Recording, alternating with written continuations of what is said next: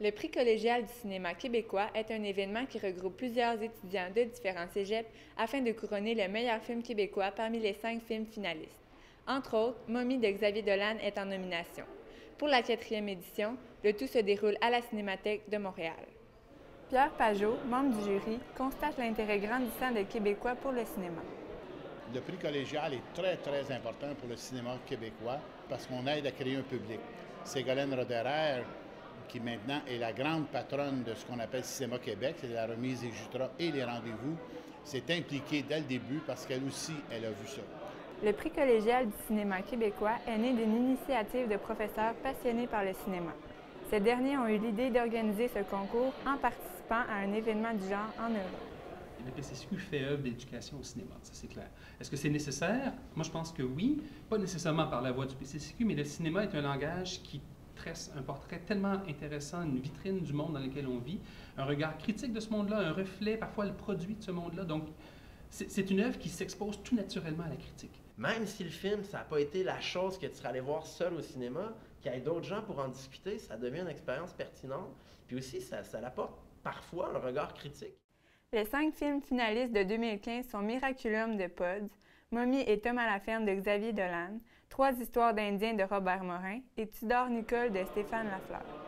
Vous savez, le contexte général, c'est qu'on se plaignait qu'il n'y avait pas assez de jeunes qui allaient voir des films, en particulier des films québécois. Alors là, vous savez ce que ça fait.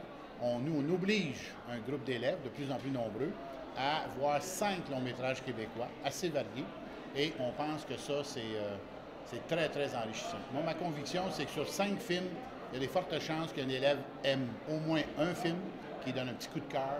À partir du moment où un élève a un coup de cœur pour un film, c'est le début de l'amour pour le cinéma en général.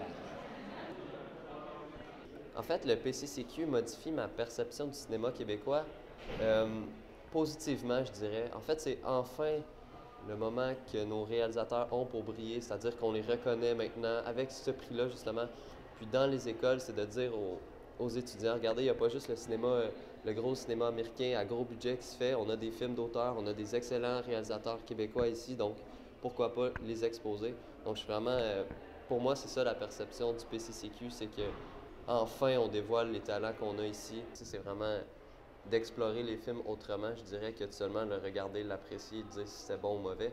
C'est sûr qu'avec ça, avec les délibérations, on en jase beaucoup des films, on donne notre opinion, on analyse, on pousse plus loin, on cherche à vouloir savoir qu'est-ce que l'image a dit, que le scénario le disait peut-être pas.